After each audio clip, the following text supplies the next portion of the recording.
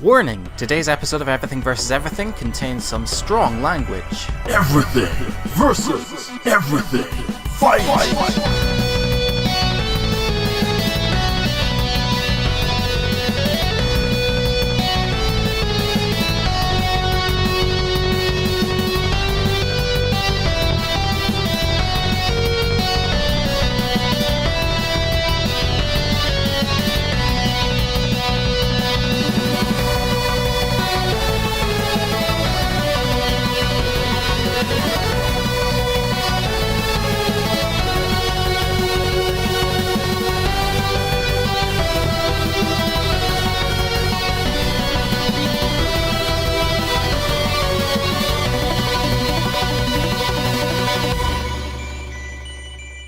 Hello everyone, and welcome to Everything vs. Everything, episode 7. Woo! Woo! We're here in sunny James and Laura's house, without James and Laura. Twist. Yeah. But another twist is that we actually do have them, but they're not actually here, they're on the internet. Ooh.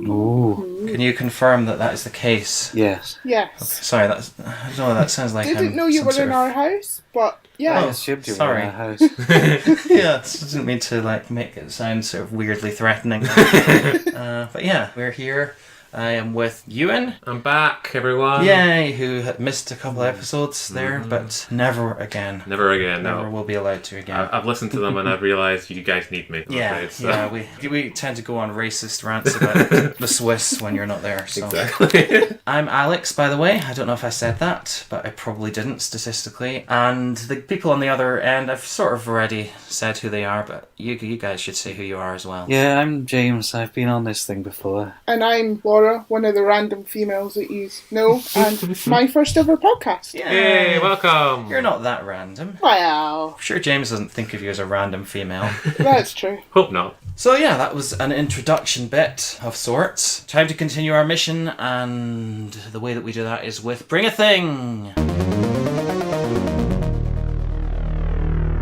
So Bring a Thing is where each of us brings a thing, and it can be anything in the world, doesn't have to be related to any particular theme. My thing that I'm bringing is the common cold. Oh, bless you. Yes, and I apologise to you, Ewan, if I give you my cold, but I think it's past the point of infectiousness now. Yay. I've heard that they're more infectious in the early stages. Yes, I've heard that as well. Yeah. And mine is kind of on the way out, and I've already been around you for quite a while I've had it, so it's probably fine. But yeah, I thought I'd just because I'm annoyed about the cold, so I want to vent a little bit. There's not many venues where you can just rage against nature and be like, this thing sucks. So I'm going to do that right now. I don't like having a cold. I don't think anybody does. I know there are worse diseases out there, but they're probably not ones that we want to bring to a light-hearted podcast, so let's just ignore them for now. But yeah, the common cold is just... I just hate the sort of inevitability of it. Once you start getting one, you're just like, there's not that much you can do about it, really. Like, you start getting that ache in the back of your throat when you swallow, and you're in denial for a little while, you're like, maybe it's not a cold. But then as it sort of gets a little bit worse, you're like,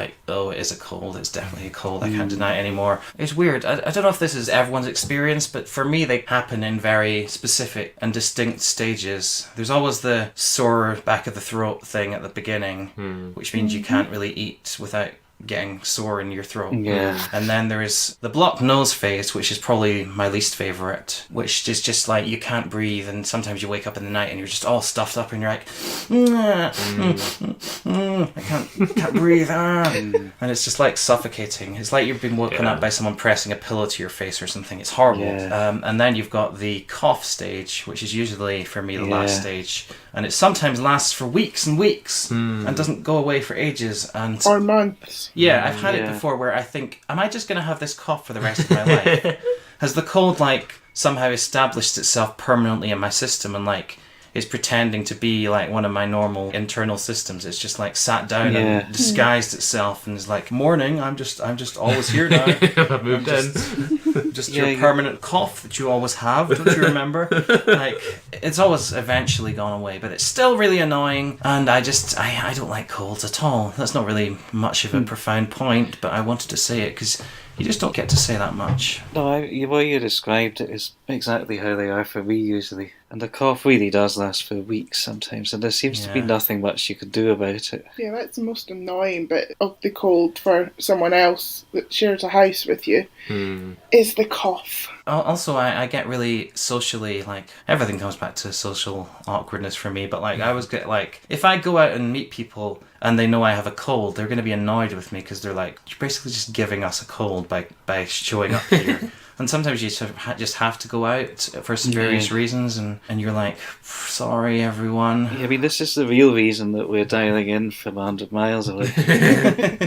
Yeah. But then there's always the saying, sharing is caring. I don't know if it applies in It doesn't every quite, single Passing on diseases. No, but, it doesn't quite work the same way for me, but I think the cold does, like, increase my social awkwardness as well, just because I'm usually, like, walking a fine line where I'm nearly in the territory of just not being able to cope with everything, and it doesn't take very much extra, like the tiredness brought on by a cold, to push me into that completely. So yeah, I just hate them from that point of view, because I know they're just going to make everything difficult to deal with for the next week or more, and there's nothing you can do about it. That's true. I mean, if life was an easy, like, cakewalk the rest of the time, then colds wouldn't be as bad. You'd just be like, oh, it's fine, I don't have anything else to deal with, so I can handle this for a little while. But because you've also got all the other stuff going on as well, and the cold is not bad enough to actually get you out of doing various things. It's just kind of really annoying. No, that's the thing. So you don't really get sympathy for it. No. I mean, last year I had proper flu for the first time in ages, and that actually knocked me out for like 2 weeks. Yeah, I flu just couldn't do anything, worse, but I'd forgotten how bad it can be. It's more rare than cold. Well, that's the thing, and also more you serious. have an Bad excuse for not doing anything when you've got the flu, because you basically can't. But with a cold, you have to really get on with it. It's not usually bad enough to. the colds always seem to happen just as you're about to go and do something. Or you've got an event planned, a holiday planned, and then I think your body just relaxes and then goes, right, I can get the cold now. Yeah, The wait for it that. does sometimes seem like that. Like, it's using all your immune system at once. It's like acquiring immune system debt, where like it's like Good analogy. putting your immune system on overdrive, but in exchange for that, when you're actually finished whatever you're doing, it like powers down completely, and you just get like a wave of disease coming at you all at once. What's your strategy for dealing with a cold? Because I have sort of come up with one that sort of works now, but it doesn't completely negate the cold, but it's like, as soon as I start getting that ache in my throat, as soon as possible I will go to Tesco or another supermarket, other ones are available, and buy, I guess, 4 things, which is cold and flu tablets, the ones that you can take during the day or at night. So there's like separate day and night ones. I don't actually know what they do, but I think they do something. And then throat lozenges, like strepsils or whatever, that you suck and they make your throat better during the cough phase usually. And then you've got nasal spray, which I only discovered recently, but it's actually awesome, because that's the thing that can actually unblock your nose properly. Like, I've used Lockets and Airwaves gum and stuff in the past, and that does it a bit, but you kind of have to just keep on shoving those into your mouth for ages. Whereas nasal spray, you use it once every 12 hours and it kind of clears your nose. And you have to get over the sort of weirdness of squirting stuff up your nose. Once you've got past that, it's good. And then, what was the fourth thing? Cough syrup, which is disgusting, but it sometimes helps. Nope. Cough syrup is useless. Even if you ask pharmacists, they'll say there's no point to it. Really? It's sugar water. I must say, it doesn't do as much as, like, strepsils. Strepsils seem to help more to me. It's always the placebo effect. The best thing I found is I had a really bad cough for about 2 months, and it was Broncho Stop. Someone suggested that to me, and it's just a herbal thing, and it actually worked, Okay. which I was shocked at. My strategy is more or less, I sometimes use those things, sometimes Lemsip, sometimes Lockets, sometimes cough syrup, and I guess I'm not really convinced that any of them actually work. I'm not convinced that I would feel any better. I feel any better than I would if I didn't bother. It's but I hard to suppose, tell. Well, it's hard to tell because you don't have another version of your life to compare with Yeah. where you didn't take all those things. It's just the fact that you still tend to feel pretty rubbish even with all that stuff. I think the way I cope is probably just take some paracetamol. And if I can, try and rest as much as you can. Even if it's just for like half a day, I find that normally clears it a lot quicker. Yeah. I think we're just maybe. all so busy now that we just try and plough on. No, you let the body sort of fight it itself. Yeah, whereas if you just let your body relax and rest... I sometimes say the opposite, and I don't know if that's actually a good idea, but sometimes I will like exercise when I have a cold, and it clears your sinuses, at least for a while. I mean, the stuff comes back, but it's just, I hate the feeling of like having all this horrible mucousy stuff in my head. Like, you just want to, I sort of have fantasies of like, this is really horrible actually, but like just pulling something in your nose and just a big horrible blob of stuff like the size of your head comes out. And you're just like, it's gone! I pulled my cold out of my head all in one go. See, that would be nice, It though. would, in a it way. would be so satisfying, but it doesn't happen. Yeah. I mean, those nasal sprays, you do sort of, if you've been feeling really blocked up for a bit, and you're just like not be able to breathe at all out of your nose, and then you do sort of use it, it does like clear it for a little, even just a second, there's like a bit of like cleariness that you just feel like... It's like surfacing from the relief. ocean and getting some breath and then sinking back under again. Exactly, totally. Got to take what you can get. Anyway, yeah, we've talked about colds for ages now, but yucky colds. yeah, I don't think they should go very high on our list. No, I don't think we've talked that much about them. I mean, They're there's pretty not rubbish. much of a good side to them. They're not even like, as I think some people were saying, you don't get to like miss work or anything because of them. They're not that good enough of a disease to have where you're like, oh, such and such has got this, so they can't come just now, kind of thing. So you can get the day off I for think it. depending on what you do as a job, it is a valid excuse not to go into work. Heart surgeon, maybe. Maybe. So yeah, even that, they're just a bit rubbish as diseases go, even kind of thing. Though there is that, I remember when I was a kid of that, like people talking like in cartoons and that kind of stuff about like one of the most important discoveries to come is like the cure for the common cold. Like if someone got that, they would like be a billionaire from it or that kind of stuff. So, but it feels like they don't really care about that much, like the cure anymore, do they? I don't know, I've read not that long ago that there was, I can't remember where it was, so I could be completely wrong and misremembering, but it was like some scientists were testing something that might work like an antiviral in the same way that antibiotics work against bacterial infections. And I think if there probably isn't a lot of research going into curing the cold itself just because it's not really life-threatening, just more an inconvenience, and there's a lot more diseases that need it more. But I think if they come up with something generic that works against all viruses, they could end up curing it that way. And other things as well, probably more Obviously, severe a things lot. too. Well, flu and HIV and things are all viruses, so yeah. Totally. Yeah, so where would you put colds? Pretty low down. I would I'd put pretty low down. Yeah. I Probably. go under getting a haircut because I don't mind getting a haircut, but I'd hate the cold. I think lower.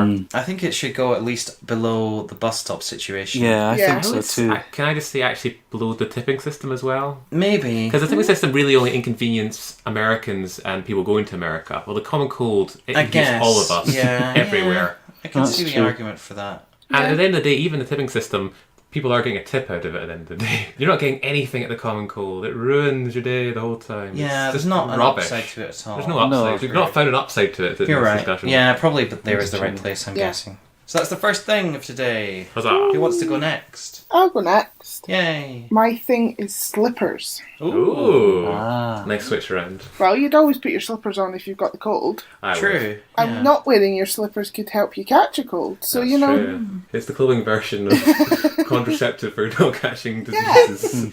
Section The right. foot condom. That's what they were originally called. I think so, yeah. They missed a trick there, really, Mr. Slipper. Slipper, and if you could turn it around, slipper would actually be quite a good slang term for a condom. Yeah, I suppose. Anyway, Laura, sorry. Sorry, we just kind of Slippers, derailed your not- nice, yeah. wholesome thing. Those- Sorry, go on. Slippers are quite nice once you come home from, you know, a horrible day. You take your shoes off, put your slippers on. They're just something quite nice and relaxing about them. Yeah. And keep your feet warm, or, you know, it doesn't need to be slippers per se. Some people wear flip-flops as slippers, so, you know. Yeah, I mean, I never used to wear slippers for ages. I don't think I even owned any, but I own 2 pairs now, which I really need because the ground floor in our house can get really cold. So if I can't be bothered getting dressed and I want to go downstairs barefoot, I usually want to put my slippers on. Or even in my socks, I need them sometimes because it can get cold. Like, I hate wearing shoes all the time, but slippers I could quite happily wear all the time. They're 'cause more they're just comfy. nice and comfy. Yeah. And some of yours look like Minions, which Yeah. is even better. Of course. Well, yeah, you can get them in anything. Did you not have Simpson ones as well? I think if we specifically had those big, huge, hairy slippers that look like monsters' Yeah, I've feet, got those. Or bears they would feet or go that. like up to the very top of the list probably. But since this is slippers in general, Yeah, slippers. They get in dragged general. down by the boring normal yeah, slippers. yeah. Yeah. I think I own several pairs of them, and I can never find them.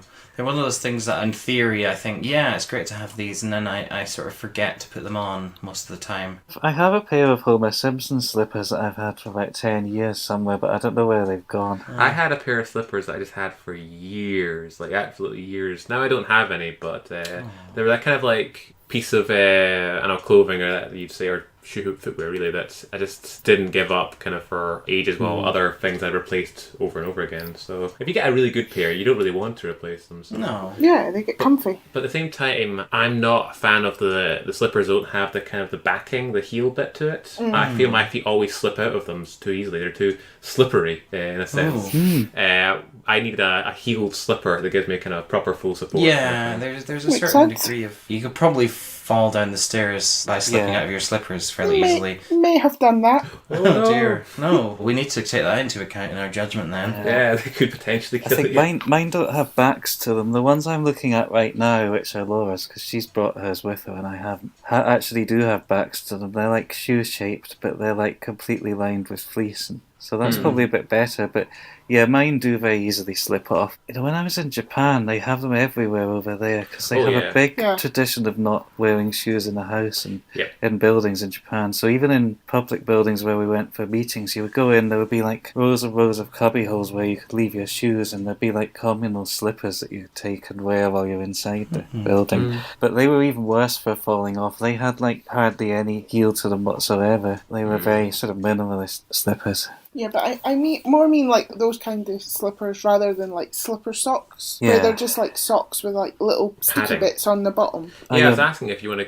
count yeah. that in as well or not. Are your minions technically slipper socks? No, then? they're slippers. They are slippers. Oh yeah, I have slipper socks as well, I think. Forgotten about those. But yeah, I think slippers is probably its own thing. I don't think slipper Yeah. socks are technically slippers. No, they're slipper socks. They're a hybrid. Yes. Yeah. This is just tricky to know about slippers. I suppose- like, They're a good thing, but they also have their disadvantages, I guess, because, Yeah. you know, older people, you always get them slippers for their Christmas, or they'll buy you slippers. No, they always get slippers for their Christmas. One of the leading causes of death is for old people to be crushed by like slippers falling off their slipper mountains.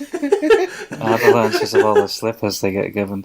So that's the Yeah. dark side of slippers. Oh, it's quite a dark side. it is a very dark side of slippers that I wasn't even aware of. But yeah, if that's the case, then Yeah, I feel bad about putting them very high on the list. That may not be the case. I might be misremembering something, a dream I had. Or yeah, something. it sounds like one of your dreams. Yeah, possibly. Where would you be your instinct, Laura, to put slippers?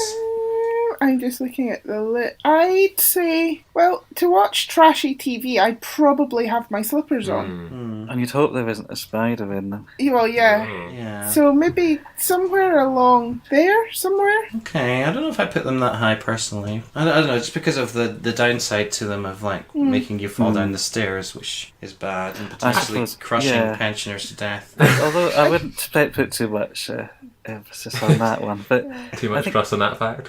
I'd say they're better than a dog that follows you. yeah, Oh, yeah, I would say definitely. so. Yeah, I think Definitely so, hard. yeah. I don't know, I kind of feel like if it's a good pair of slippers that's been made for you, that they won't... I don't remember ever properly slipping on a good pair of slippers. Just the shoddier ones, or the cheaper Yeah. ones maybe. But they're called slippers. They're like mocking you with their name. They're like, we're gonna fuck you up. Oh, I think sorry, didn't mean to swear on this episode as well. No!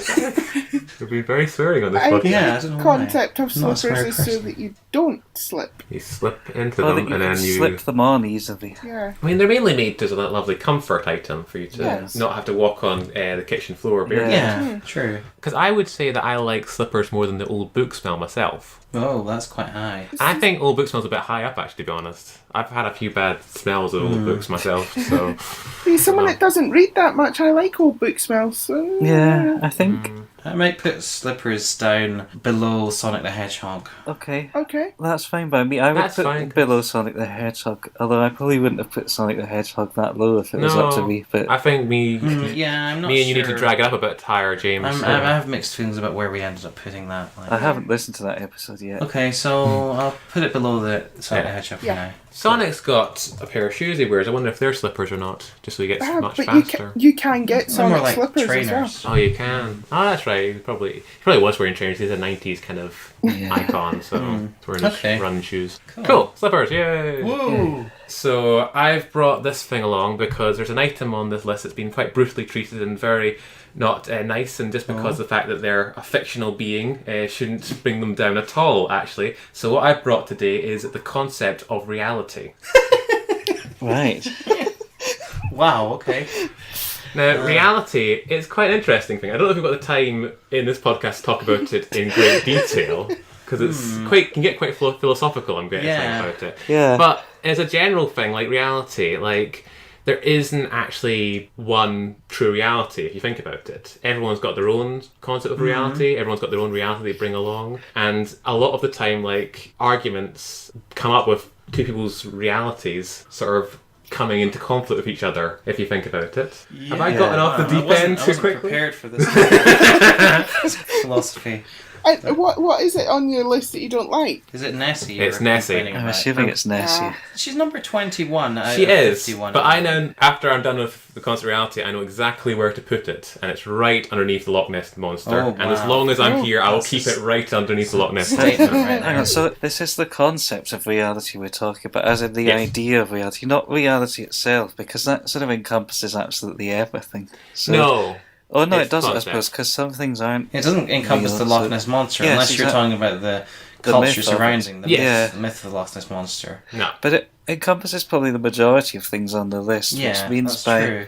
It's basically just an average of everything on the I was list. going Yeah. to say, by being logical, it should really go exactly halfway down. But if it's No, the concept, if it's the idea of reality rather than the. I think it's more the concept, the perception actual of reality, contents. the kind of how you sort of explain what reality is, and actually reality, which is that's more in the sort of the vein of like the universe or all existence and that kind of thing. So I mean, I've never been a huge fan of reality personally. Like, I think I prefer to withdraw into fictional or fantasy type worlds than to exactly. face up to it, really. So I'd probably put it reasonably low, but Yeah, I'm not a huge fan of reality. I mean, it's hard to it's hard to talk about because it's so It's quite a big subject, yeah, like but it had to go on the list eventually, Alex. true. Yeah. I mean, Did it? if It's you everything hadn't versus brought it, I everything, would have then yes. eventually brought it probably. Because I mean, like, look, you've got like someone like us who has like our own version of what reality is to us, and then you've got someone who, like, say, believes that the Earth is flat, and that's their reality, and it's kind of interesting how actually everyone, because they've got their own sort of way of thinking, they've got their own like, experiences they're sort of living with, and that kind of stuff, that all sort of contributes to sort of whatever their version of reality is. So it's quite a sort of fascinating Yeah. thing to look at with humans. But like, if we're putting reality on the list, are we accepting the premise that everyone has their own reality and they're all equally valid, or are we? They're not are we equally saying valid. Are we saying that there is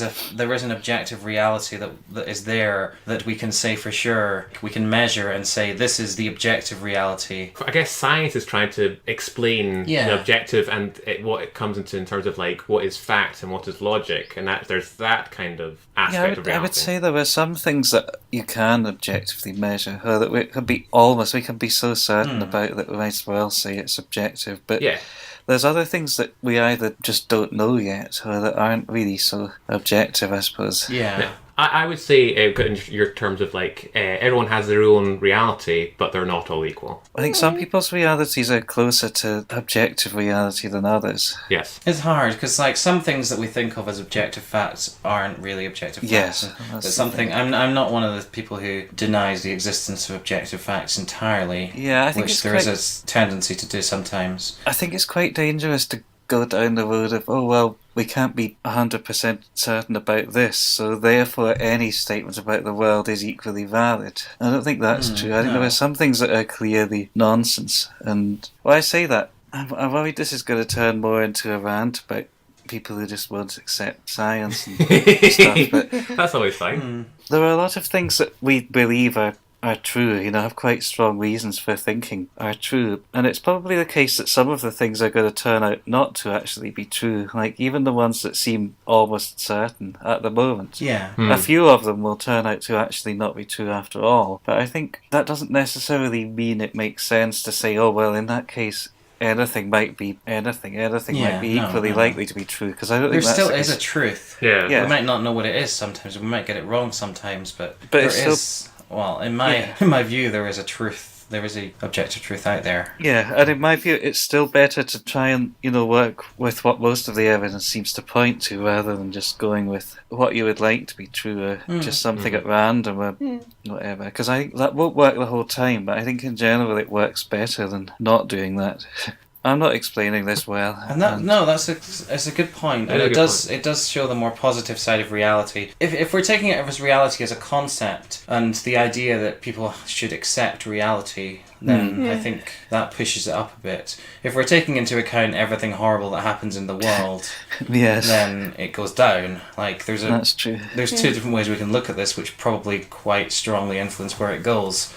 As a believer in like science and stuff, I would put the idea that we should care what reality actually is quite high up, but a lot of the stuff that goes on in the world is not ideal. Exactly. Yeah. So should we place it then? Are you still I'm still wanting to put it below the Loch Ness Monster? Right below the Loch Ness Monster. I'm not sure how I feel about that, considering James's impassioned speech that he just gave. I also earlier said that I didn't particularly like the concept of reality. It's more that I want people to try and live in reality because the world will fall apart if they don't. But at the same time, I don't particularly enjoy it sometimes, trying to live in reality myself, if that makes sense. That's a conundrum right there. Yes. Well, I suppose I enjoy not living in reality in ways that I would see as more harmless, as in I like to escape into a book or something that's not really... Exactly. Yeah, and the Loch related Ness to Monster, reality. as ways to hide from reality go, it's not doing any particular harm. No, that's the thing. And the fact is, like, if you look at what our reality is, it's kind of a boring reality a little bit of the time. You say that, but I think it's partly because we take a lot of it for granted. Yeah. I sometimes think about like what the world would be like without certain things in it. Like if animals didn't exist, and then one day animals turned up, all animals that we have,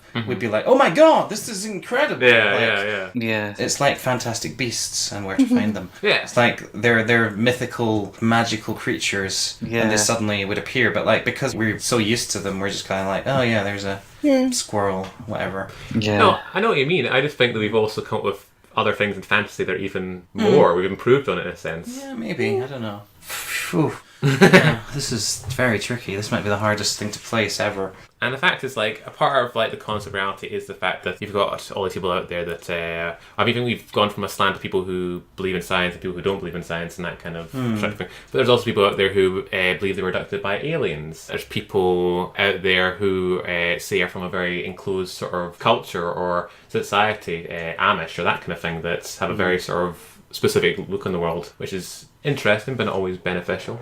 Yeah, I'm God, fine with it this under is the Loch Ness Monster. That's 2 votes. To be honest, I'm so like conflicted that I don't know if I can argue against that. Part of me feels like it should be higher because of all the reasons that we've outlined. Part of me feels like it should be lower because the world sometimes seems like a very cruel place. There's more suffering than happiness in, but like maybe there would be okay. For now, I would go with that. I think if we're conflicted about it, then somewhere in the middle makes sense. This might be one we have to revisit based on maybe more philosophical thoughts that we have, but for now I'll put it below the Loch Ness Monster. Fair enough. It's definitely not as good as the Eurovision Song Contest, I'll tell you that much. No, that's another great escape from reality. That could be debatable.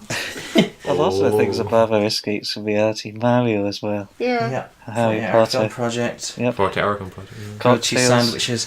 Red Pandas. Yep. So James, I think that just leaves you for your thing. Oh yes. Well, we've just been at one end of the sort of high concept scale, so I'm going to bring us back down to nothing too awful, I hope, but just something like more mundane and specific. Okay, cool. George Foreman grills. Yay! Wow. For anyone listening who doesn't know what these are, they're little like separate grills, like standalone devices rather than the grill on your cooker that just sit on the worktop, and they've got a grill like above and a grill below. You can open it and close it. But the big selling point of them when they were first like marketed by the boxer George Foreman, who they're named after, the idea was that because they're on a slope, the fat runs out of the stuff that you're cooking and runs into the drip tray so that you don't eat it. So it's supposedly a much healthier way to cook things. Personally, I kind of have positive feelings about them mostly. I mean, we're on our third one now in the house, and we also have a little one for the caravan.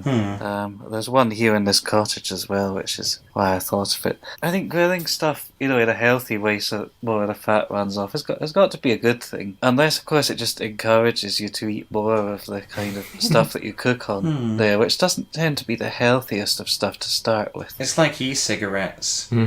People worry that they might encourage people to smoke them, but they're better than normal cigarettes. But So there's a weird look at the Atkins diet that was all meat. That was supposed to be really good for you. Well, I've heard very mixed things about that. I mean, I know some people have lost weight on it, but I've heard, I've heard it's not a great idea to lose weight. I mean, losing weight isn't the only thing that matters when it comes to health. I never trust any of these fab diets. They always seem a bit of not too great. I would also bump it up several places because over the years I've heard various people refer to it as a George Foreman grill, which is just funny. I love the image that conjures up. So I think if it's a George Foreman grill, I place it quite high, but you can now get different makes of it trying to be just as good, off the back of it, like copies. And I don't think the knockoffs are sometimes as good as the real thing. No. One of the things I like about ours is the interface is so simple. There's no settings on it whatsoever. There's no way to adjust anything. It just has on and off. And for me that's perfect because every time I get a new kitchen appliance like a dishwasher or washing machine or a toaster, the first thing I do is, what's the one setting on this that I could just use for everything the whole time? Yeah. So the fact that it doesn't even have settings to change is good. I know, I had one when I lived in Glasgow and I actually loved it. It was brilliant. And I was actually kind of blown away by how simple it was built to be. I've never had such a simple piece of technology given to me for ages really, where it's just literally switch it on, that's it, kind of thing, just one step really, and that's it. It was really tripped me up a little bit actually. Yeah, I got one when I was a student. Our oven broke in the house, so I got a George Foreman's and I never looked back really. It was great, and I'd miss it now because I think we use it at least once a week, if not twice a week for dinners. And for breakfast quite often as well. Yeah, it's good for breakfasts. But I should also mention, it does actually cook things much quicker than the grill on the cooker as well, because it cooks from both sides at once. So it cooks quicker, it probably cooks more evenly, and it lessens the risk of things not being cooked right through as well. It's quite hard to burn stuff on it as well. Yeah. Although we still manage sometimes. Oh, that's great. It's just like cooking burgers and sausages and pieces of chicken and that. Yeah. And I feel something vaguely satisfying about the stuff dripping out and all the fats are being collected. Just the fact that it's all getting out of the meat that I'm about to eat. It's like, there's all the badness going, leaving it. Now there's just juicy, healthy meat right there. Yeah. Yeah, I don't think I've ever eaten anything from one, but I really like the weirdness of just the fact that they're called George Foreman. I like that too. When I first heard of them, I was like, what? I thought it was some sort of joke, but they're actually just called George Foreman grills. It reminds me a little bit of that glazing van you see driving around that has an enormous picture of Steve Davis, the snuffer player, on it. We have one of those in our local area, which is a bit weird. It's an appliance with a full name kind of thing. Yeah, just the fact that it was a sort of well-known person who just decided. I think I've read that he was quite passionate about it. It wasn't just they forced him, they gave him loads of money to do it. I think he's quite actually into That's interesting. whole idea of the grilling. I didn't know that. It's not like something you would naturally think, we should get an endorsement from a boxer for this very specific type of grill that we're making. It was that kind of time though, I think it was 90s when the George Foreman grill was sort of coming out, where celebrity endorsements were the big thing. I think Michael Jordan always sort of was talking about his footwear and that kind of stuff, and I can't really name any more because it was more of an American thing. Really. Yeah, and usually they have something to do with what the person is known for. That's the confusing thing. Oh well, it's funny. I mean, if it was for a celebrity endorsement, it's lasted surprisingly well. If it was launched in the 90s, it's certainly at least been around since about 2005, because I had one back then. They don't normally, I think, last as long as that It's not been a fad thing. No, It's that's not. the thing. There's obviously something to them if they're still around and still quite popular after that length of time. And they make good grilled cheese sandwiches as well. Yeah, I was gonna bring Yeah. that up because that's an obvious connected thing we have on the list right now is grilled cheese sandwiches at number 17. So would you put the grill above the grilled cheese sandwich? That's a Well, I would. ancient would. chicken and egg style I would. question. Well, I would. I can't stand grilled cheese. Well, yeah, I I would know put that you it. don't like it. Yeah. I'd say for doing a grilled cheese sandwich, the George Foreman's is better than the actual toasty makers you get because they always just used to stick to the toasty makers, whereas it doesn't on them. Cool. So it's a world of possibilities that, Yes. that Yes. encompasses grilled Yes. cheese sandwiches, but is not limited Yes. to that. Yeah. Exactly. Also, just so you know, it was introduced in 1994, and it's sold over 100 million grills in the world. Okay. So where would you put them, James? Well, I would put them quite high. I think I would definitely put them above grilled cheese sandwiches. That seems but reasonable. I'd put it above Eurovision Song Contest as well, think- to be fair. Personally, I would, but it's Above having good teeth, or I don't know. Above Mario? You need the good teeth to chew on the meat, I Yeah. suppose, that you cook on the yeah, George Foreman that's grill. true. So. It's all a big chain of. So I'd put them somewhere around there, I think. Yeah. I would. Okay. You're right about the good teeth thing. That makes me want to put it below that just for logic's sake. If that's okay with everyone. Yep. Yeah. It's fine by me. Okay. Officially, George Foreman grills are better than reality. Yeah. Yay.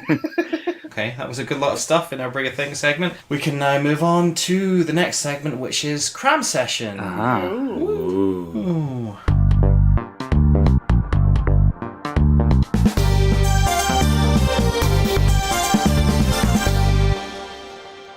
Today on Cram Session, we are learning about something which is, in a weird way, slightly connected to stuff we've just been talking about, but not really. And that is, and maybe people know about this already, but I only really knew a little bit about it, and it's the sport of cheese rolling. Oh, I've heard of this. So yeah, it's the first sport we have on the list, and it's a worthy one. So we have 5 minutes Definitely. to research cheese rolling in any way we choose, starting from now. Okay, well that's 5 minutes up, and we're all experts now. I feel more ignorant than I did when I started, so... I kind of do as well. I spent the first 2 minutes trying to get a video to work on my phone without I success. spent the first 2 minutes making a cup of coffee. So, Well, this is going to be We great. all research in our own ways. to be Yeah. honest, when I was doing the research, it didn't look as if there was a great deal of information. I only saw a few pages that mostly had the same sort of things over again. Maybe I wasn't looking hard enough. I thought it was a more widespread thing, but Yeah. there seems to only really be one major That's one. exactly that what I happens. was going to say. I thought it was more of a generic thing that took place in lots of places, but it seems to be a very specific event that happens in one place in Gloucestershire. Cooper's Hill cheese rolling Yeah. and wake. Yeah. An 8-pound piece of double Gloucester. Hard cheese. So basically, it's people racing around wheel-shaped double Gloucester cheese down a hill. The first person over the finish line at the bottom wins the cheese. But theoretically, if someone grabs the cheese on the way down, I think they win it, but in practice they just can't catch it up once it's been I think released. a second head start the cheese, so Yeah. it's pretty tricky, I'm guessing. Although one of the winners doesn't like cheese. Huh? Why It makes would you? wonder why. I mean, Well, I to be wonder how fair- much it's about this cheese To be fair, begin this with. probably isn't. If you wanted to, acquire a roll of cheese, this probably isn't the first method you would think of getting you hold know, of it. No, if No. you get a bit of cheese that big, you're not really going to be able to eat it all before it goes No. off. Not yourself. I feel it mainly would draw cheese enthusiasts, though. Some people would be like, I don't really like cheese, but I'm still going to race it, so... One It's a of, novelty thing, really. I yeah, one of the Yeah. things I'm reading says someone came 3,000 or 4,000 miles just for the race because it was on their bucket list. Wow. Ah, It has said that one American and one Japanese person have both won the race, which shows how international the competition is to a certain extent. So yeah. I wouldn't class it as a sport. it's not really a sport because it's only practiced in one place Yeah. at one time. So Yeah, I it's more guess of an it's It's event. more of in an event, I tradition, would though. say. Yeah. Yeah, An event event. tradition. Yeah. I mean, it involves you running and one or two rules, but that's about it. Have you tried running down a hill? A A steep hill? once or twice when I was young, and it's not something I'd recommend doing it. No. It's very dangerous. and, Apparently like, the hill's particularly steep as well. Yeah, like, there's a quote here on the Wikipedia page, I don't know where it's from, but it says, Cooper's Hill cheese rolling has been summarised as 20 young men chasing a cheese off a cliff and tumbling 200 yards to the bottom, where they are scraped up by paramedics and packed off to hospital. Which makes it sound quite fun, but also a bit nuts. a bit inadvisable. Yeah. There's a cheese rolling competition on Monday, apparently, in Broxworth. Oh. Let's go. In Broxworth. Yeah, they said there's a few similar events, but that's the big one, is the Cooper's Hill one in Gloucestershire. I think some of them have been cancelled as well, from what I read. Well, it says it's not really official anymore. I'm guessing they've stopped it being official when they realised it's Health causing and people to safety. break bones. Yeah. And there's no reason for it at all. So Brockworth is the Cooper's Hill one. I just So this is checked, actually so quite yeah. topical then, Yeah. if it's soon. Yeah, it's on Monday. That's cool. But yeah, no, I probably, to be honest, it might have gotten to the point where, like, if someone had gotten injured, then the people who were running it might have been potentially getting a lawsuit or something Yeah. like that. So they were just like, thought, it's not official, no one's running it, just leave it as is. If people want to go up that hill and chase down a block of cheese, I won't stop them. So, and just leave it there. One of the ones I read as well said that 15,000 people turned up and the venue was only for 5,000. Oh, well. So yeah. I think it was popular as a spectator sport. It does sound like a bit of an illicit sort of thing, like street racing or something. Yeah. I don't think it's really condoned by the authorities. It's one of those things that's like, that just seems to just have happened and people seem to just enjoy that kind of chaotic thing. Like Yeah. running with the bulls, that kind of thing. It's like, there's no real reason why you should be doing it. You're probably going to endanger yourself and hurt yourself. There's a big chance of it, and there's not that much of a prize to it, but it's just, I don't know, it's some kind of cultural thing that's popped up and it's now got a bit of a tradition around it and that kind of stuff. It's, I don't know, it gets the adrenaline going, I guess, as well. But at least you get some cheese at the end of it, potentially. Yeah. There's always that benefit. If you win. You're probably going to have some cheese afterwards anyway. Yeah, I'm sure they Probably. have cheese. It's like, it's probably got all corporate and there's tents selling cheese at the sides and everything. I read one factoid about it was that I think during World War II, when there was rationing and all that kind of stuff, there was no cheese to be spared, and they had to use a wooden version, like basically just a wooden kind of rolling thing to roll that down instead. And they actually built a little hole into it, and they put a little bit of cheese in there just to count that it is cheese rolling. Aw. There's cheese being rolled in it, and they used that till 1953 apparently. But they had to get the permission of the Ministry of Food to do Wow. it, which I misread as the Ministry of Cheese at one point. So I was thinking that would be awesome if the Ministry of Cheese was like, that sounds like a Monty Python Yeah, kind I of was thing thinking going on. that's a very Monty Python. Did you phrase. see the picture of the hill? It's I wouldn't want to be running down that or climbing up it. Yeah, I did, and there was actually like something written underneath it saying like it's even steeper than what it looks on the picture. So. Wow. Yeah. Yeah, I mean, I guess it's like if it wasn't steep, it wouldn't be any fun. I bet lots of people just show up to see people falling over and Yeah. breaking their legs or whatever. It's a bit morally questionable.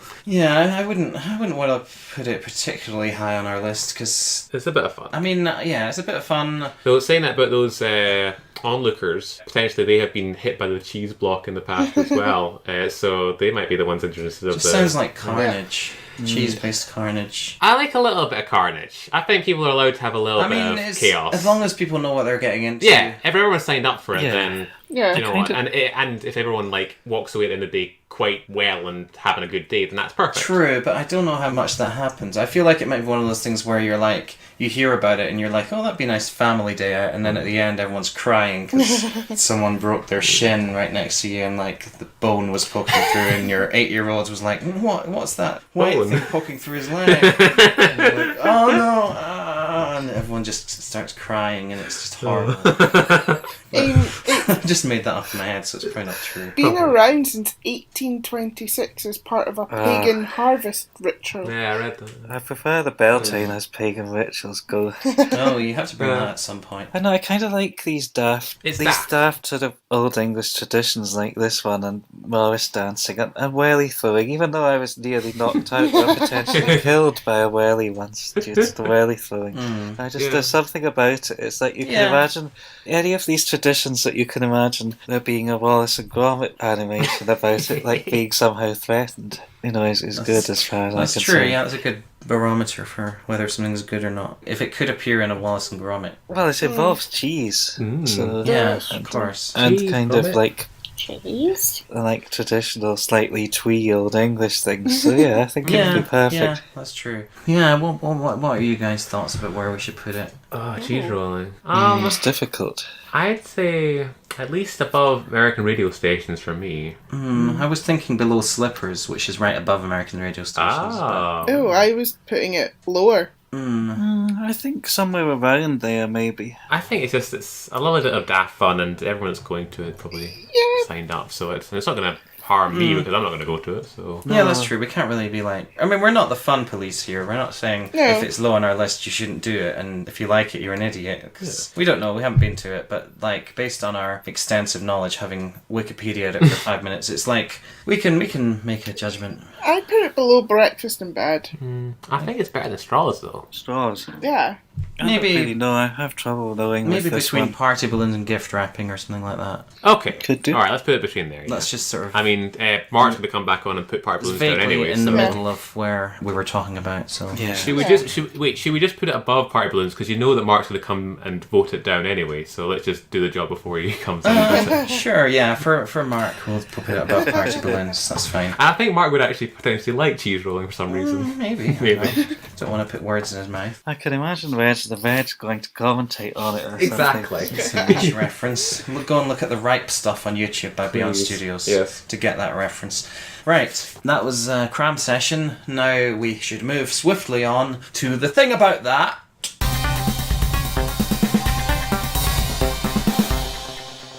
This week, our theme is... What is it? Technology. That's what it is. Yes, I remember. So, we're going to be talking about high-tech stuff, or possibly not. Possibly old technology. We never know. Who wants to go first? I'm bringing smartphones to the Smartphones. table. Okay. Definitely a bit of high technology. Yes. Smartphones, I mean, a lot of us have them. A lot of us use them to listen to Irving versus Everything. At least I do. I do. So do we. And I shouldn't, because I'm the one who edits it, but I still listen to it, because it's great. Yeah. It's that good. Ding.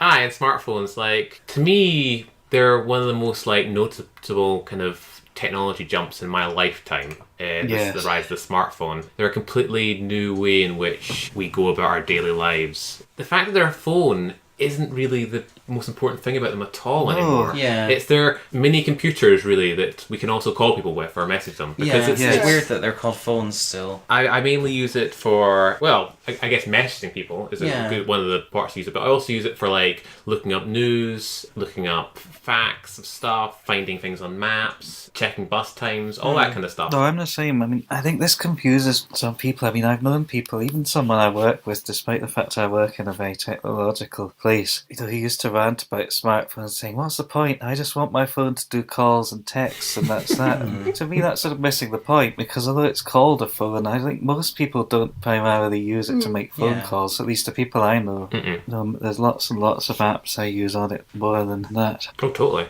They're so kind of ingrained in a lot of us now, like the kind of use of them. Like I'm sure we've all been in a situation where we're sort of hanging out and there's been a lull and you look up and you see that everyone in the room is looking at their smartphones, which is just... Which could be a good thing or a bad thing, Yeah. depending on your point of view. And I mean, to a certain extent, like I kind of understand why that is, because at some level, like smartphones contain the internet and like social networks, and like you can't always compete with like all the internet and social networks, which is what smartphone sort of has the potential of containing for you. Very alluring. But it's a sort of matter of etiquette that you sort of have to be aware of. Yeah. It's sort of rude in a lot of circumstances to just get out your smartphone, start like fiddling around with stuff. I mean, there's valid reasons to do it, and I'm not saying you should never do it when you're with other people, but like I can understand why people institute rules about them sometimes. Like some friend groups seem to have like everyone puts their phone in the middle of the table. We've never really done that, but like I've heard about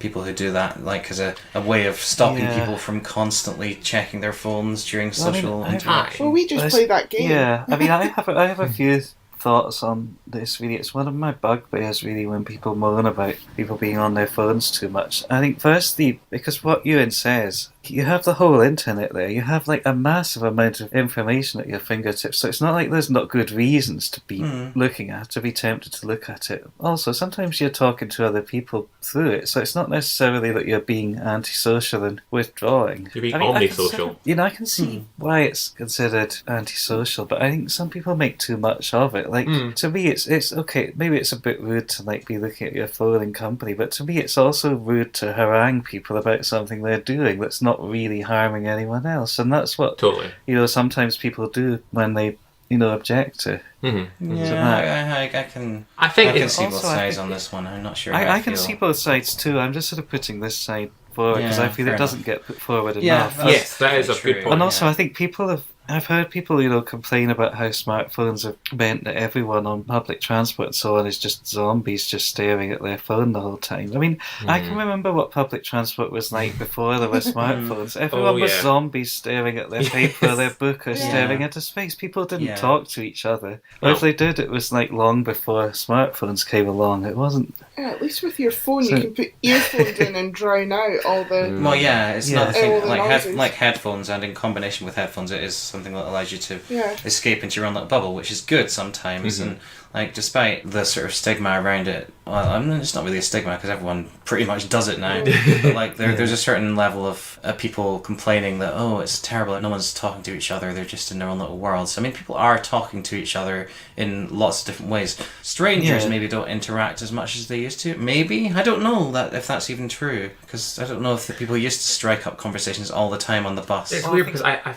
think that came from the fact that, like, maybe back in the day when it was more smaller communities and like villages and towns, and people knew each other a bit more intimately. Well, it's a city problem. Like, cities have made it so that like you just don't know most of the people you see every day. There's always that danger of that. You can't interact with everyone. I used to get the bus to and from school, which was more than a decade before smartphones were in widespread use, at least. And people never talked to each other unless they knew each other even then. It could be that they did, like, further back in the past. And, there's a discussion to be had, I suppose, about, whether that's a good thing. It probably was, I guess, for people to be more friendly and more talkative in general. However much I might find it awkward personally.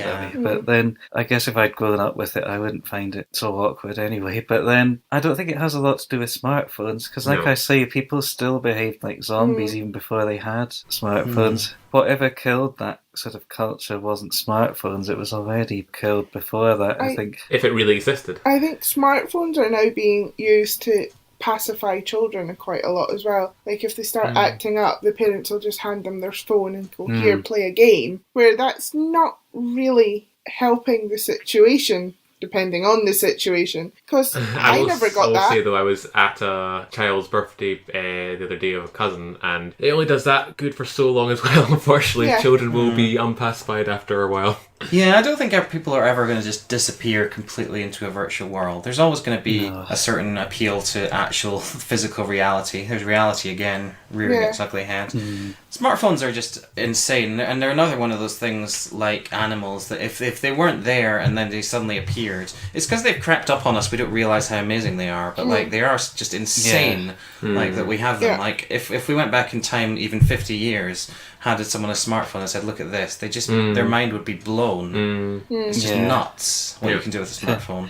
It's magic. It's nuts how accessible they are now and how cheap they are now to get a hold of and stuff. I think it's how much they're everywhere. They do help you in, life as well. Like, a lot of businesses rely on them. People to get their emails, to stay in contact when they're travelling. It used to be if you were travelling, you check it before you go on the plane. Yeah. And that was you until you got to your office, whereas at least now you feel more connected. Yeah. Maybe you're less connected to the things directly around you, but you're more connected to the things that matter to you in the wider world. And it's sort of contributed to, I guess, a sort of weird globalization where your experience of the world is more spread out over space than it used to be. Because you used to sort of just experience whatever is in the room with you at any given time. Now you're experiencing all these things. You've got like your Facebook feed coming at you with like information on what your friends are doing in other places, which can be alienating or nice, depending on how jealous and insecure you are.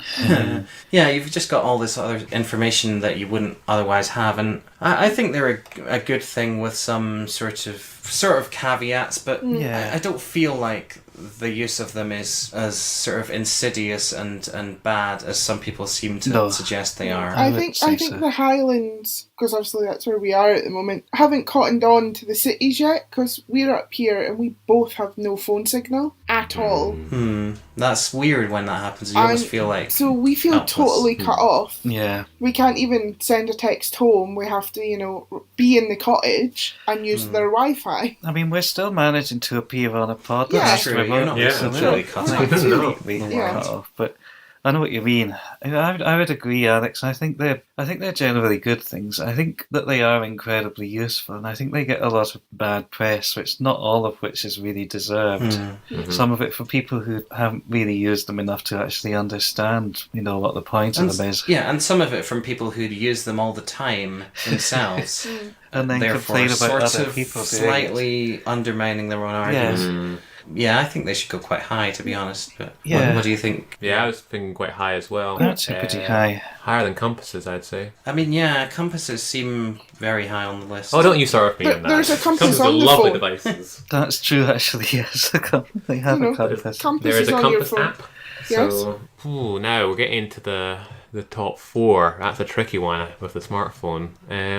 It does feel in the same range as NASA a little bit. I don't know. Am I going can see too that far? Argument. I'm not sure. I think it maybe. I think there are negatives to them. I don't know. I think the Maybe, fact yeah. that they.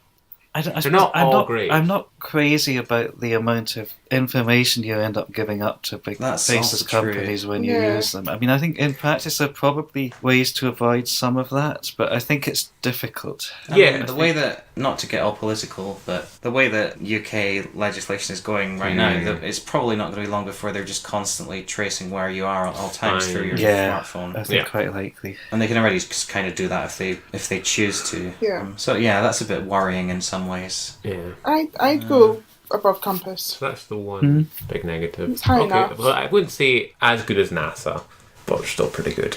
I think they should go above compasses, to be I'd honest. probably put them below Berlin, but above Compass personally. But Put them below Berlin, James. I would. Yeah. Yeah, that's James though. Okay. I'm not sure. I think there is probably a few negatives to smartphones, and again, as much as there are some fantastic things about smartphones, a lot of the apps on them and that kind of stuff are a bit rubbish. They're a bit kind of just Yeah. alright, it's average. Like or I said, during cram session, I was desperately trying to make my phone play a video, and it sometimes just doesn't. yeah.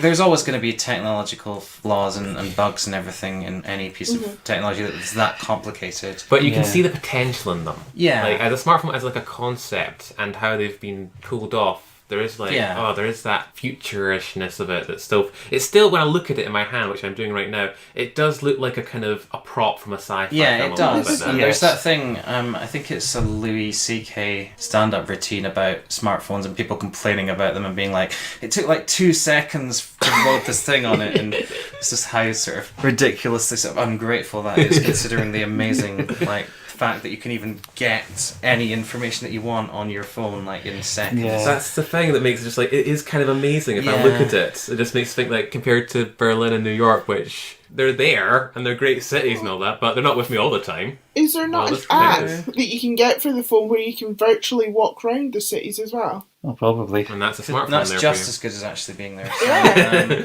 I'm sort of open to putting them above the cities, maybe, or not. I can't make up my mind. My inclination is probably to put them below the cities, above the compass. I think I would probably knock them below the cities because they have a few negative points, I guess. But I'm sure if you stayed at New York or Berlin long enough, you'd see negative points from those Oh, places there as are well. negative points, I guess. Yeah, so it's true. Go for it, Alex. Put it in. Oh, okay.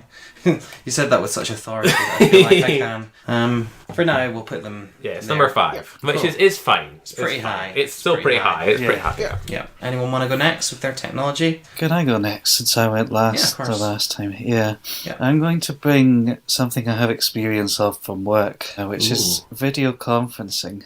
Oh yeah, I don't know how much of this any of you have done, I know a bit about it. but I mean, not actual conferencing. I've chatted with Well, people. I guess through what video, I should but- define what I mean. I mean having meetings by video over the internet instead of having them in person. and I guess more than just a two-person Skype call or whatever. It's interesting because video conferencing seems to have a lot of advantages. Like, it's often touted as a way to save on like travel, save on emissions and stuff, because you don't have to physically go somewhere to talk to people. Yeah, it seems like such a good idea, like put you in touch with people anywhere in the world and you get to talk to them, you get to even see them, which is a bit better than just hearing their voice. But the problem with it is, even in this day and age, it just never bloody works properly. Like, I can't remember the last time we had like a proper video conference with more than just two people. And it actually worked smoothly. I don't know if I've ever had one. Like, every time, no matter what technology you use, something goes wrong. Like, there's one person who can't hear the audio, or there's one person who no one else can hear, or it just won't connect for the first 10 minutes or something for no obvious reason. Or there's someone who can't get online because it needs a particular browser plugin that only works on certain versions of certain browsers and stuff like that. So I suppose it's a good idea, and yet in this day and age you would think it ought to work better than it does, because that's not like someone up a mountain trying to do it over like a really bad mobile signal. This is like people all sitting in offices with good fast internet connections and still having all these problems. So wait, just when you're saying your situation where they don't work, is it when there's more than two cameras involved? When there's about 3 or 4 sort of feeds coming in at once? Yeah, it can be. I mean, sometimes not everyone even uses the camera. Sometimes some people just like go on an audio, but a lot of the time it seems to be audio that causes the problems. Like, people just can't hear what's happening or can't be heard or whatever. It seems to happen a lot. I don't know, maybe I just haven't used the right video conferencing technology. It's You'd just... think at your work, which is a fairly tech-savvy place, I mean, to put it mildly, they would know what the one to use is. Maybe I'm giving them too much credit, though. This seems to work quite well. Yeah, it's only two-way and we don't have video, though, which I That's think true. simplifies things. Your point about like even this day and age, they've not really cracked it properly yet, and I think like the only time apart from hearing about it as like businesses use is like seeing it on like films, and like it's always the thing where it's like a disaster film and the president is talking to people of different countries and they're all sort of talking, and it's like only at the very top level during a national disaster can they actually get that technology to work properly, I guess, which is funny. I remember there's actually a scene in a recent sci-fi film called Arrival in which like they got basically a tent and they've got all the screens set up and they've got everyone kind of Tokyo and London and all the other sort of cities all sort of linking in, chatting and sharing information, and at some point something goes a bit wrong and everyone starts to basically plug out and they're not talking to each other anymore, though maybe it's to do with the fact that they're just not getting the signal right, so who knows. But you don't see a lot of like little annoying technical things going wrong in movies, though. There's not many scenes of like someone they're missing a trick. desperately fiddling with Them calling the IT guy in halfway through the scene and he's just like trying to figure out the switching on and off again. So No, every time on the movies when someone with hardly any technical knowledge tries to like decrypt some data on a computer that's got matrix like stuff swirling over the screen, it always works first time, and in reality whenever I try and do that I can never get it to work. I think that's lots of camera editing, that one.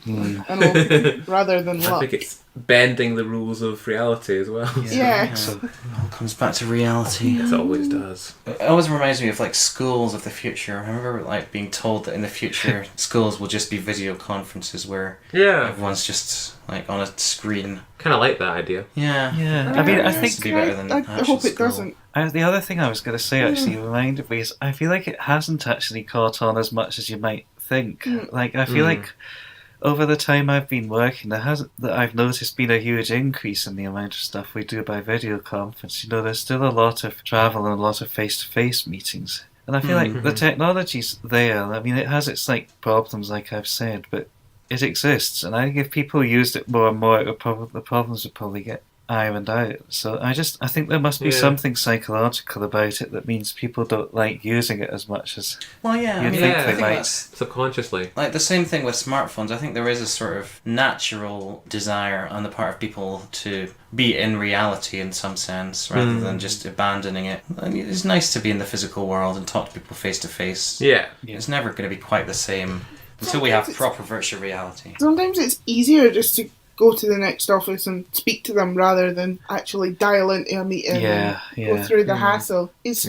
probably quicker to just drive the 100 miles, see them and drive back. Yeah, it depends where they are. Depends. Yeah. No. I do have seen people who have done like more educational based stuff and to do with like video conferencing that they wouldn't probably be able to do beforehand, at least because they've like say been based in America and they're basically having it live to anyone who wants to join in kind of thing, which beforehand it would have just been people who lived in that state of America that would be able to go to see it instead. So that's a kind of positive that I'd say is to highlight about it. Oh yeah, I think there's good sides to it. I would say somewhere fairly neutral towards the middle would be my thinking.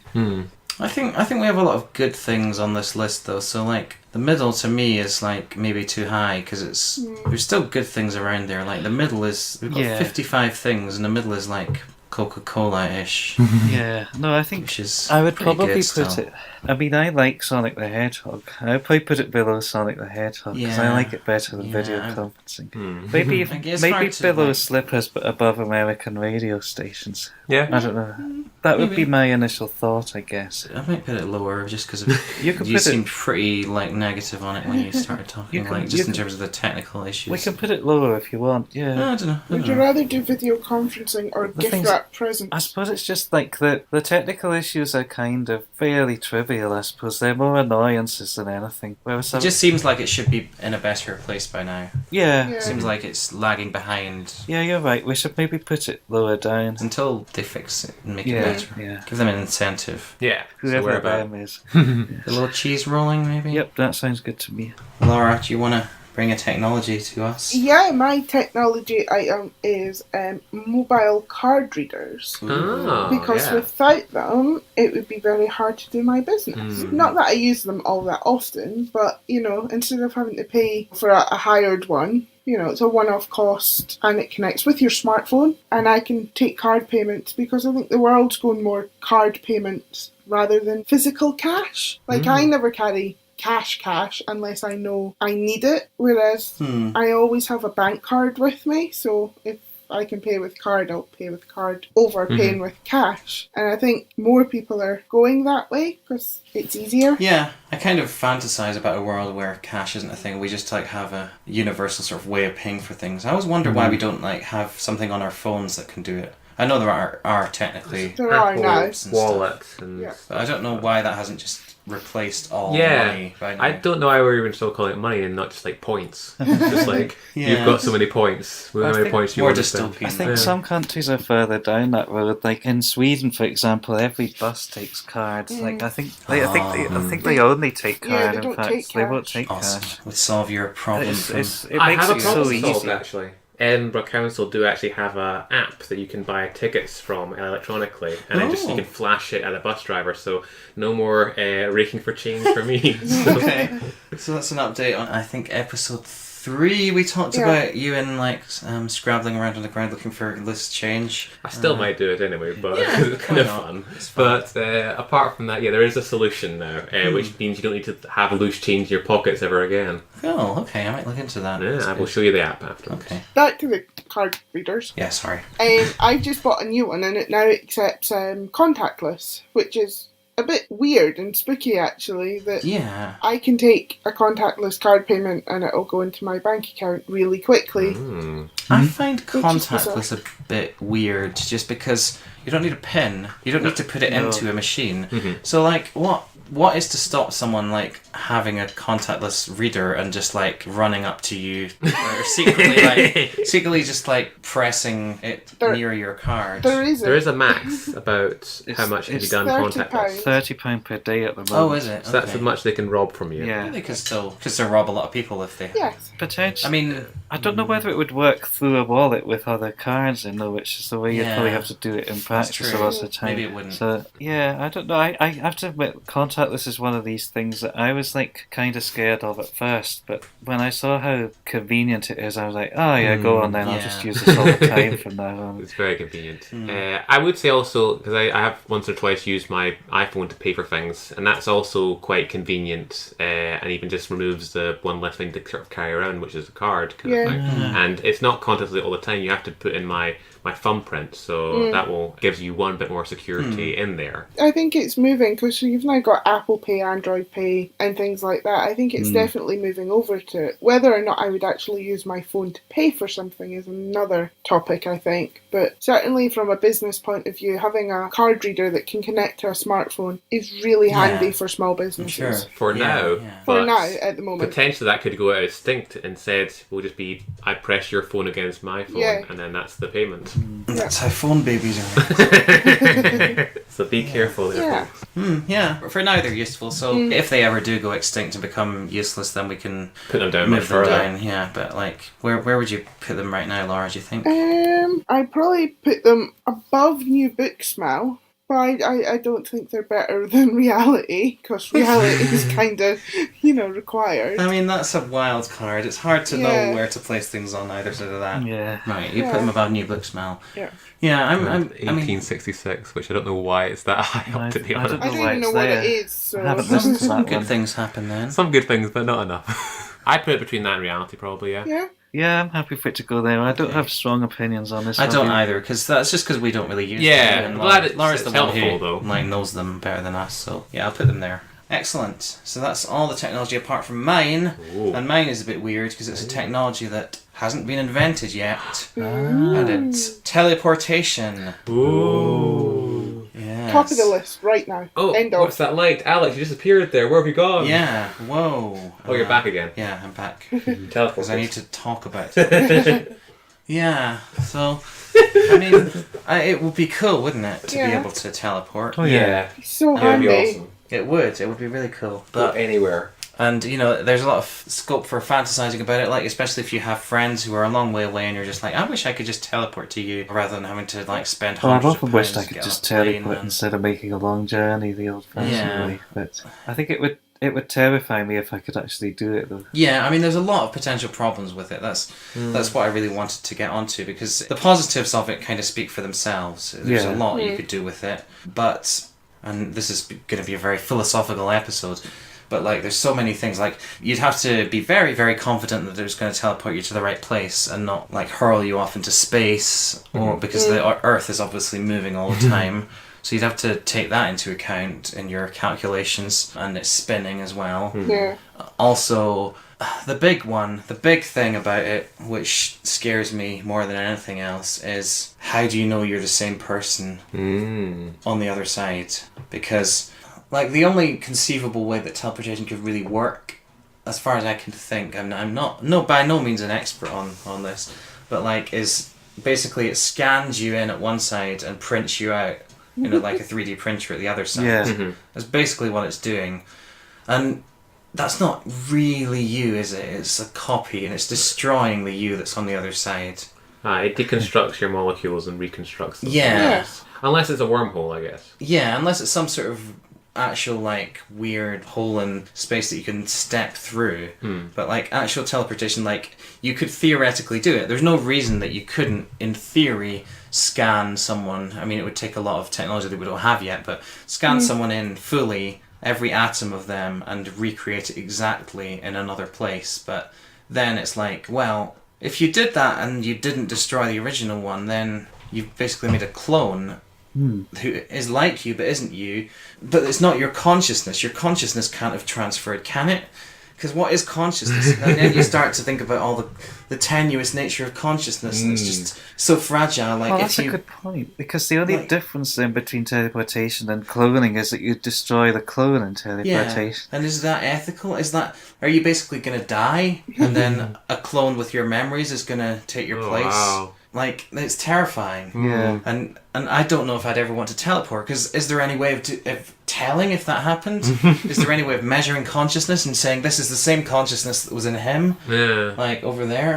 I don't know if there Star is. Trek managed it pretty well, I think. You know. But yeah, but how do they know? Maybe Has maybe Scott every been time- killed like 1,000 times? yeah, by exactly. now? Like It's- every it's- time anyone teleports, Is Scotty a mass murderer? they're actually Maybe. dying Yeah. and being replaced by a clone of themselves. I mean, there's no way to know, because even if you ask the clones and they tell you the truth, they don't They know have whether memories. it's the same 'cause consciousness. They've got that's the just memories. the atoms in their head that Yeah. have been placed there as part of the Exactly, cloning process.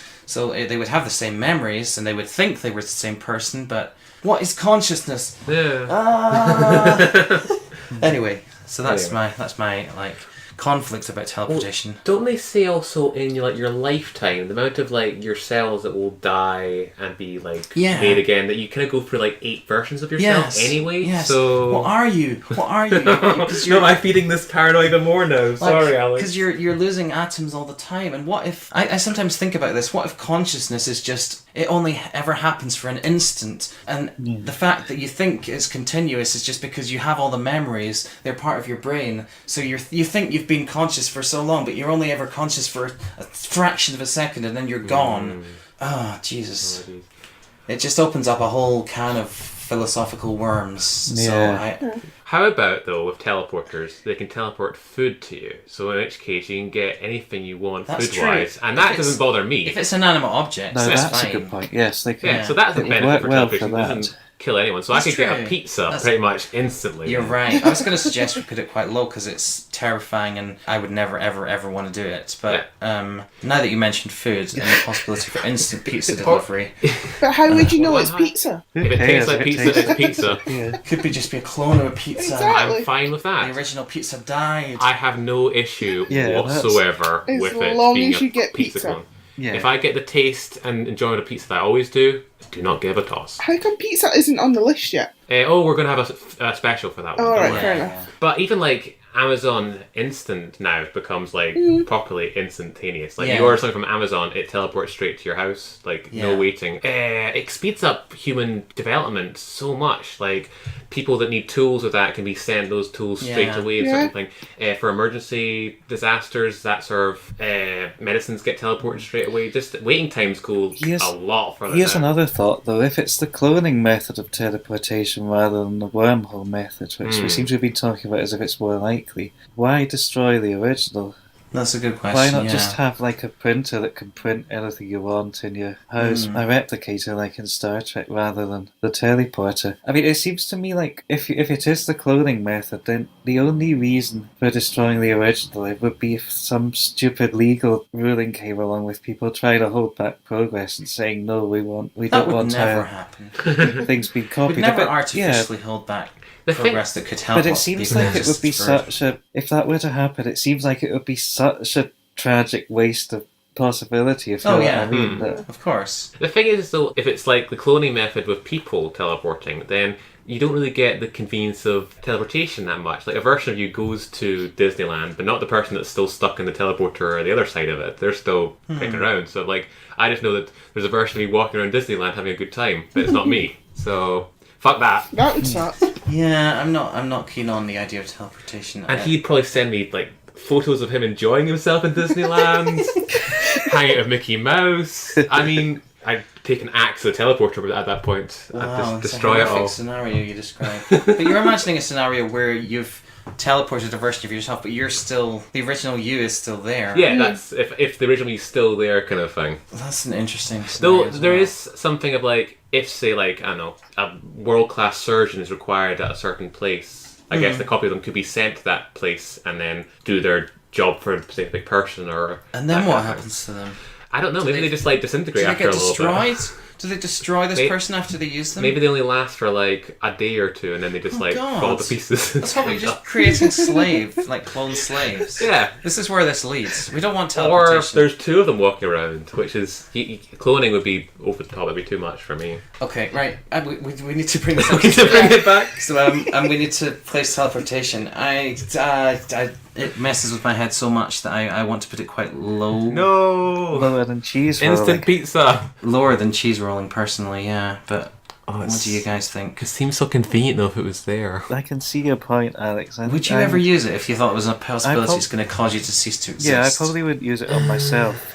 It's tough. It would Yeah, be I useful guess- for transporting things, but like I said, I think it's if we had the technology to do that, we probably got the technology to just create things. It wouldn't really be teleportation necessarily, just 3D printing of something Yeah. else. Yeah. I don't know. When I instantly think of teleporting, it seems so great and convenient. But you have brought up a few points of the actual practicalities of it all, Unless it's the wormhole version, which we've not really gone into. And I No, don't know that would much about have a either lot kind of less thing. of the drawbacks, I think. It It just seems somehow less physically likely. less likely to Yeah. ever be possible. Better than party balloons. I don't know if it's better than party balloons. Is it I like better than party when balloons. someone else's dog follows you? Yeah, I mean, Yeah. that's really awkward. That's what I'm gonna say. It's really Yeah. awkward. But I take being replaced with a clone of myself over that. Yeah. Good. Maybe not as good as Word Twist and better than that, but like I don't Ewan even- seems to want to put it I higher. don't even know what word Seems twist very is. convenient. I quite like freshly squeezed lemon juice. Me too. I'm just looking at these things. I'm happy between the dog and Word Twist. Yeah, I'd put it fairly low. I'd be happy with it there, I think. Wow. It sounds like there's too many problems with it. Ewan seems more positive on it, but Ewan also wants robots to take over the world so he can make friends with them and That's- be part of the... Ewan the just plan, wants so- instant pizza, to be fair. Instant pizza is the Yeah. real goal of it at the end of the day, True. but we'll get there one day. Alright, well, until they've, I guess, nulled all of our issues with teleportation, maybe it should go at a sort of weary space, like between Word Twist Yeah. and When Dogs Yeah. Fall. And once the I need scientists... evidence. I need hard evidence. I need scientists to be like, we definitely know that your consciousness is not going to be snuffed out like a candle But- when you do this. If it's a type of version where it's not the people teleporting, but it's just the products Yeah, teleporting, okay. then that sounds pretty good. Yeah. It does, but I'm too worried about the moral implications. I'm going to put it below Word Twist.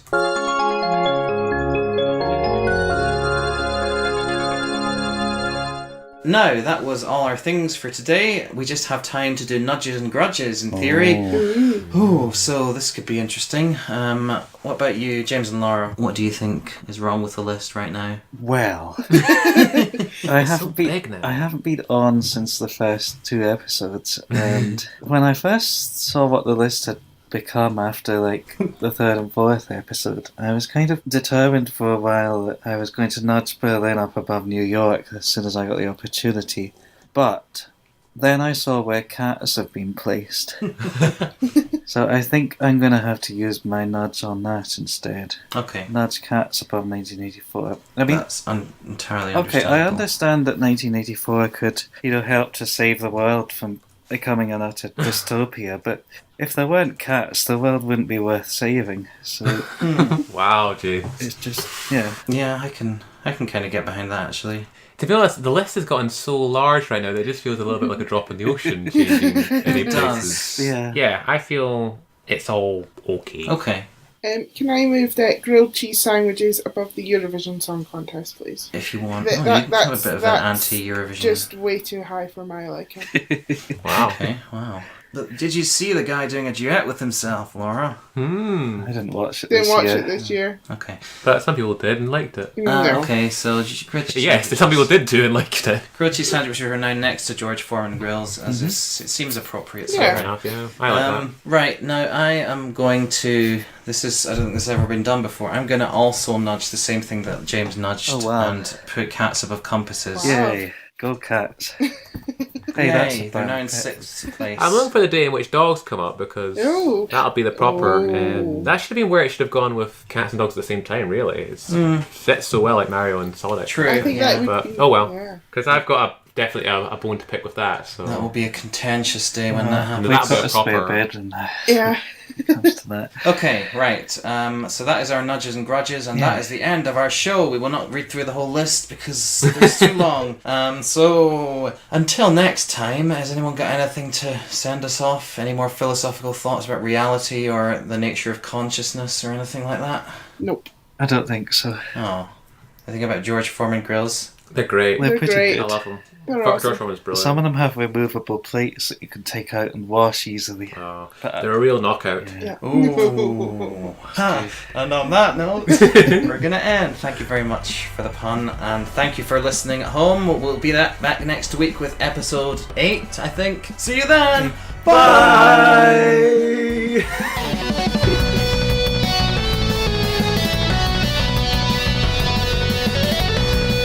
We hope you enjoyed this episode of Everything vs. Everything. Today's panelists were Ewan Gilmore, James Perry, Laura Perry, and me, Alex Perry. Visit our website at everythingbeverything.wordpress.com, subscribe to our RSS feed, review us on iTunes, and all that good stuff. You can also check out my other silly podcast, Rainy Day Adventure Club, at rainydayadventureclub.wordpress.com.